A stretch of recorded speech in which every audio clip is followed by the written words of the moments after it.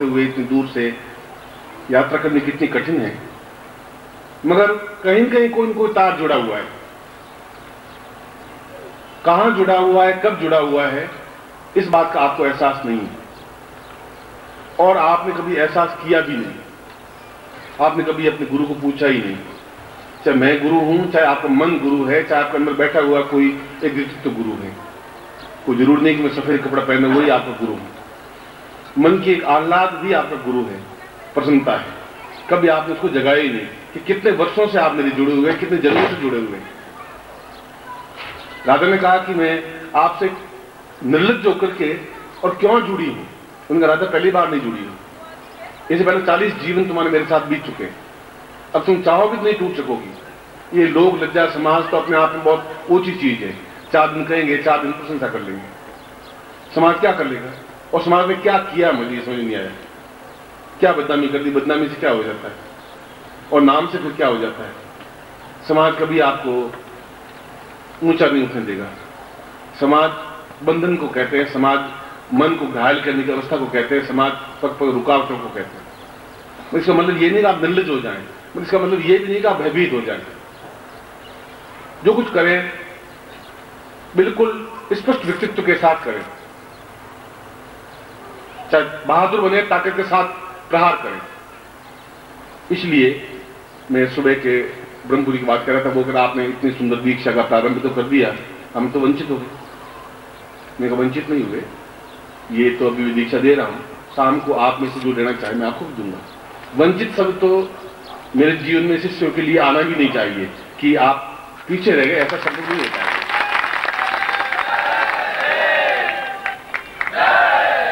और ये जो दीक्षाएं मैं दे रहा हूं, ये परंपरा आज की नहीं है।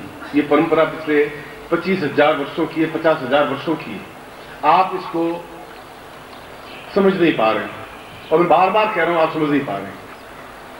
इसका ये मतलब नहीं कि आप में ज्ञान की कमी है। इसका मतलब है कि आपका ज्ञान बहुत अधिक ऊंचाई पर उठ गया है, जो मेरी छोटी सी बात आपके हृदय में पच नहीं पा रही। बस कृष्ण गड़बड़ी यही, क्योंकि आप इतने अधिक होशियार, इतने अधिक समझदार, इतने अधिक चतुर, इतने अधिक चालाक, इतने अधिक पूर्ण तक पहुंच गए हैं कि जो मैं कह रहा हूं वह आपके गले एकदम से समझ नहीं आ रही। मगर एक क्षण आएगा तब मेरी बात आपको वापस घूमेगी, तब आप एहसास करेंगे किसी ने बहुत सही कहा था, सही क्षण था, हम समझ नहीं पाए थे उस समय, और वो समय चला जाएगा। आज जो 3 बजे थे वो चले गए, अब वापिस 3 बजे आएगी नहीं जिंदगी में। सन 2004 फाल्गुन शुक्ला चतुर्दशी के 3 बजे अब वापस नहीं आ पाएंगे। जो जीवन मैंने बिता चुका वो जीवन मेरा वापस नहीं आ सकता। उसकी स्मृतियां आ सकती हैं, उसकी यादें आ सकती हैं। इसलिए जो कुछ भी मैं आपके सामने ये ज्ञान, ये साधनाएं, ये दीक्षाएं दे रहा हूं या स्पष्ट कर रहा हूं या व्याख्याएं कर रहा हूं, इसके पीछे अगर ईश्वर साक्षी है तो मेरा कोई स्वार्थ है ही नहीं इस मामले में। स्वार्थ यह है कि मैं कुछ निर्माण करूं, स्वार्थ यह है कि मैं कुछ मंदिर बनाऊं, कुछ देवालय बनाऊं, कुछ ऐसा बनाऊं कि कहते हैं मूर्तियां बोलती नहीं है, पहले बोलती थी तो मैं उनको सिद्ध करके दिखा दूं कि ये मूर्तियां बोलती हैं, ये मंदिर सजीव हैं, ये जागृत हैं, ये चैतन्य हैं। ये धारणा है। उन लोगों की सहायता करूं जो नहीं आ सकते हैं, जो दरिद्री हैं, जो गरीब हैं, असक्त हैं, और किन वजह से है, वे उनके खुद के कर्मों की वजह से हैं। न मैंने आपको गरीब बनाया, न मैंने आपको अमीर बनाया। गरीब बने आपको उनको जन्मों के कारणों से। जैसे भीष्म का मैंने आपको उदाहरण दिया, जैसे मैंने अर्जुन को आपको उपदेश दिया था कि तुम गांडी उठो। उसने कहा कि मेरे अंदर जो कुछ था वह तो है ही नहीं। आप मुझसे नहीं जुड़े, उसके बाद आप देख लें आप खोखले से हैं, आपके पास कुछ है ही नहीं। एक सामान्य पशु मनुष्य में और गली के मनुष्य में आपको डिफरेंस रहेगा ही नहीं। क्या डिफरेंस है, क्या चेंज क्या आएगा आपने। आज ये तो है कि मेरे पीछे गुरु जी हैं, और मुझे ये तो एहसास है कि मेरे शिष्य हैं जिनको मैं दूंगा और वो ग्रहण करेंगे। ये छोटी बात नहीं है, यह अपने आप में उपलब्धि है। इस उपलब्धि को किसी वजह से आप प्राप्त नहीं कर पाते हैं, ये मानता हूं। मगर नहीं प्राप्त करना और करना यह बहुत बड़ी घटना नहीं है। घटना यह है कि आपका मेरा जुड़ना अपने आप में बहुत बड़ी घटना है। एकाकार हो जाना बहुत बड़ी घटना है। तब मैं आपको एक वीरोचित बना सकूं, क्षत्रियोचित बना सकूं, पौरुष बना सकूं, आपको ब्राह्मण बना सकूं, आपको वैश्य बना सकूं और आपको क्षत्रिय जैसी मर्यादा दे सकूं। इसलिए मैंने अणु से प्रारंभ किया। इसलिए मैंने कहा कि आपको परिवर्तन करने से पहले ये आवश्यक है कि आपको पूर्णता के साथ परिवर्तित कर दूं। अंदर से ही पूरा सूर्य जड़ से ही अगर परिवर्तित हो जाएंगे, एक ऊपर कलम लगाने से गुलाब की कलम लगाने से गुलाब नहीं पैदा होगा, वो तो कलम ही पैदा होगी। अंदर से बीज ही अपने बीजारोपण ऐसा कर दिया जाए जो गुलाबी विकसित हो, तब आप समाज में अलग से दिखाई देंगे। तब आंख में चिंगारी होगी, तब आप में स्नेह होगा, एक प्यार होगा, एक पागलपन होगा, एक दृढ़ता होगी, एक ऐसा जुनून होगा जो आपके पास ही होगा। जब आप मेरे बिना फिर नहीं रह पाएंगे। और जब वो क्षण आए तब समझ लीजिए आप शिष्य हैं।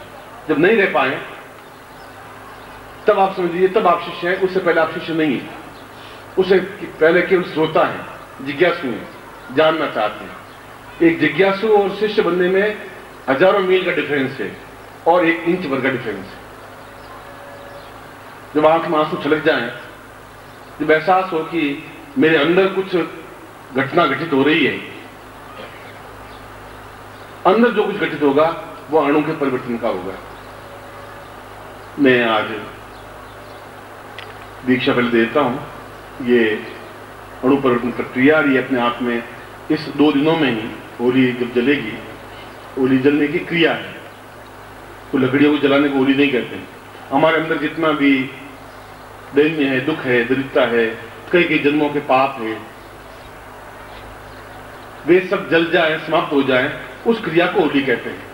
हमारे अंदर जो अविद्या है, हमारे गले में संगीत नहीं है, हमारे पैरों में थिरकन नहीं है, नृत्य नहीं है, हमारे चेहरे पर उल्लास नहीं है, और ये कुछ जो माइनस पॉइंट है वे सब जल जाए, उसको होली कहते हैं।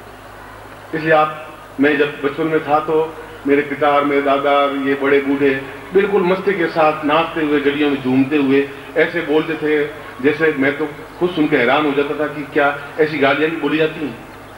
मैं खुद अचरज में पड़ जाता था। और उस समय अपनी भावना को व्यक्त करने में उन्हें कहीं कोई शर्म नहीं थी, क्योंकि वो 2 दिन अंदर जो भड़ास है वो निकलने की क्रिया होती थी। अब तो वहां भी बांध दिया हमें।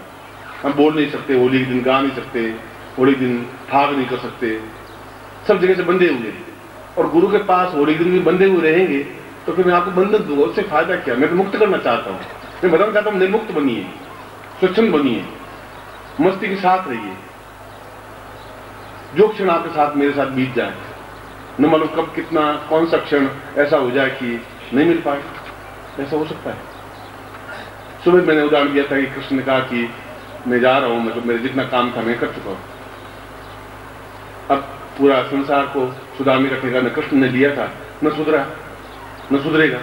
मुट्ठी भर लोग ही सुधरेंगे, और वे मुट्ठी भर लोग ही, एक चंद्रमा ही पूरे आकाश को रोशनी देगा, हजारों तारे मिलकर के रोशनी नहीं दे पाएंगे। इसलिए मैंने अणु की थ्योरी आपको समझाई थी, और कणाद में ये थ्योरी बिल्कुल पूर्ण रूप से विकसित थी कि आदमी अंदर से बिल्कुल जो चीज बनना चाहे वो बन सके, गुरु जो चीज बनाना चाहे वो बने। और मैं 2 दिनों में आपको वैसा ही बनाना चाहता हूं। इसलिए मेरे प्रत्येक शब्द को आपको गले में उतारना पड़ेगा, रचपच करना पड़ेगा, मिलाना पड़ेगा। सुनना नहीं, आप श्रोता नहीं मेरे। मैं रामायण की कथा नहीं सुना रहा हूं कि रावण ने सीता को उठा के ले गया और राम जी ने तीर मार दिया, जैसी कथा सुना तो नहीं है। मैं आपको जो कुछ दे रहा हूं बिल्कुल नवीनता के साथ दे रहा हूं, शास्त्रोचित दे रहा हूं, मर्यादा अनुकूल दे रहा हूं। जो कुछ छुपा हुआ ज्ञान है वो आपके सामने दे रहा हूं, जिससे कि ये चीज रह सके।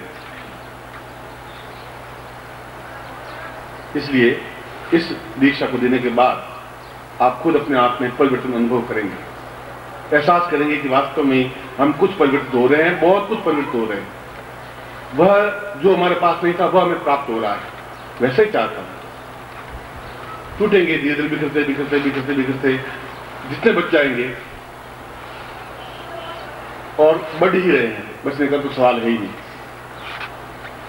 क्योंकि हंसों की पंक्तियां नहीं होती, बहुत झुंड के झुंड हंस नहीं होती। 2-4 हंस कहीं कहीं दिखाई देते हैं, 2-4 शेर दिखाई देते हैं। कई 100 वर्षों में जाके एक व्यक्तित्व पैदा होता है, सिर्फ पूरे 100-150 वर्षों में, जो बहुत कुछ करके चला जाता है। बुद्ध के बाद फिर महावीर में इतना बड़ा चेंज आया, बुद्ध के बाद महावीर, राम के बाद कृष्ण आए, पूरे युग बीत गया। इस बीच में कोई पैदा ही नहीं हुआ जो पूरे देश को एक नेतृत्व दे सके नहीं पैदा हुआ।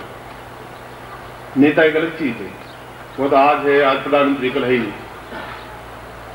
आज लोकसभा अध्यक्ष थे, कल सड़क पे खड़े, वह नहीं। एक पुरुष, एक युग पुरुष, एक अद्वितीय व्यक्तित्व 500, 700, 1000 वर्षों के बाद में पैदा होता है। हर दिन हर गली में पैदा नहीं हो सकते, एवरीडे पैदा नहीं हो सकते। उस समय अगर हम उनको नहीं पहचान पाएंगे, उस समय उनको आत्मसात नहीं कर पाएंगे, हम चूक जाएंगे, हम पिछड़ जाएंगे, हम एहसास करते रह जाएंगे। कितने बुद्ध पैदा हुए, कितने महावीर पैदा हुए, कितने ईसा मसीह पैदा हुए, कितने मोहम्मद साहब पैदा हुए, कितने चैतन्य पैदा हुए, कितनी मीराबाई पैदा हुई, एक एक पैदा हुए। 200 वर्षों में जाके एक कोई चीज पैदा हुई, एक चीज अवतरित हुई, एक चीज ने एक पूरे प्रजन को दिया। हम उसको नहीं समझ पाए तो फिर हमारे जीवन की न्यूनता रही, और न्यूनता ये रही कि हमने कणाद को नहीं समझा, अंदर की थ्योरी को, अंदर के अणुओं को नहीं परिचित किया। इसलिए मैं इस दीक्षा को आपको दे रहा हूं, और एक बात का आप ध्यान रखें कि कोई एक उम्र का व्यक्ति ही गुरु नहीं होता। आपके मैं धारणाओं को तोड़ रहा हूं, जिसमें भी मैं आप में शक्ति दे दूं तो आप में उतनी ताकत है कि इस टेंट को उखाड़ के बात फेंक दे। अगर मैं कहूं तुम्हें ताकत है और तुम जूझ जाओ, तुम जूझ जाओगे। तुम्हारे पीछे ताकत है, एक बल है, तुम्हें एहसास है मेरे पीछे कोई खड़ा है। भट्टी अगर वहां जल रही है तो आंच यहां तक आएगी आएगी। इसलिए मन को इतना अल्प बनाने की जरूरत नहीं है, मन के दास बनने की जरूरत नहीं है। मैं साक्षीभूत हूं आपके प्रत्येक कार्य का, प्रत्येक शब्द का, प्रत्येक स्थिति का, प्रत्येक घटना का। जिम्मेवार मैं हूं। जो कुछ कहा है उसको पूर्णता के साथ देना और प्रदान करना मेरी ड्यूटी है। उसमें न्यूनता होगी तो जिम्मेवारी मेरी होगी। मैं इस बात को एहसास करूंगा। मैं भागने की क्रिया नहीं करता हूं, मैं जम करके जूझने की क्रिया करता हूं। जिंदगी में जूझा हूं, जितना मैं जूझा हूं उतने आप लोग 10,000 जन्म लेके भी नहीं जूझ सकते, उतना मैं जूझा हूं जिंदगी से, अपनी जिंदगी से, अपने आप से। हरदम अपने आप को तोड़ा है, जोड़ने की क्रिया की अपने आप से। ये मैं ही जानता हूं, ये मैं ही जानता हूं कि हिमालय कितना उबड़ खाबड़ है, ये मैं जानता हूं। ये मैं जानता हूं कि हिंसक पशु कैसे होते, ये मैं जानता हूं। ये जानता हूं कि अपने गृहस्थ को सही संभालना कितना कठिन हो, ये मैं जानता हूं। ये जानता हूं कि दुष्ट व्यक्तियों के बीच में जिंदा रहना कितना सांस लेना कठिन होता है, ये मैं जानता हूं। इसलिए शिव ने अगर जहर पिया था तो बहुत कठिनाई के साथ पिया होगा, मगर उन्होंने चेहरे पर उफ नहीं आने दी, और ऐसा कहकर के मेरे को एहसान भी नहीं ठोका। मैं सुबह भी कहा था कि और जहर मिल जाए, मुझे एहसास हो मैं कितना पी सकता हूं, शायद इससे 10,000 गुना ज्यादा भी पी सकता हूं, क्षमता है मुझमें। जूझूंगा, पूरी ताकत के साथ जूझूंगा। ये तो एक बाप और बेटे के बीच का संवाद, आपके मेरे बीच की एक बातचीत। जहां पुत्र होगा तो पिता कहेगा, डांटेगा भी, कुछ करेगा भी, सीने से भी लगाएगा, थप्पड़ भी मारेगा, मगर उसको अपने समान बनने की क्रिया में, कोशिश में लगेगा। इसलिए नहीं वो स्वार्थी बने, इसलिए नहीं वो धोखेबाज बने, इसलिए कि अंशीभूत बने, अंगीभूत बने। इस शिष्य को अपने आप में पुत्र कहा गया, तनय कहा गया, उस शरीर के सदस्य कहा गया। आप मेरे पुत्र हैं, तनय हैं मेरे, आप शिष्य नहीं हैं। मेरे शरीर के किसी न किसी भाग के हिस्से हैं आप। आपसे मिलकर के एक चीज बनी है, उसको नानक सिमाली कहते हैं। कोई नया नानक सिमाली कहीं से पैदा होकर नहीं आया है।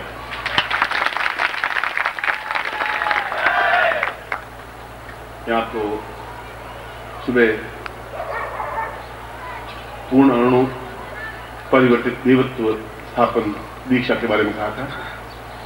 वह दीक्षा मैं आपको प्रदान कर रहा हूं, और जितने समय तक दीक्षा दें उस समय तक आप आंख से आंख मिलाते हुए और अंदर केवल गुरु मंत्र बोलते रहेंगे। ओम परम तत्वाय नानक से आधा मंत्र बोले, से चौथा ही मंत्र बोले, ओम परम, इतना बोलेंगे तभी अपने आप में पूर्ण हो जाएगा।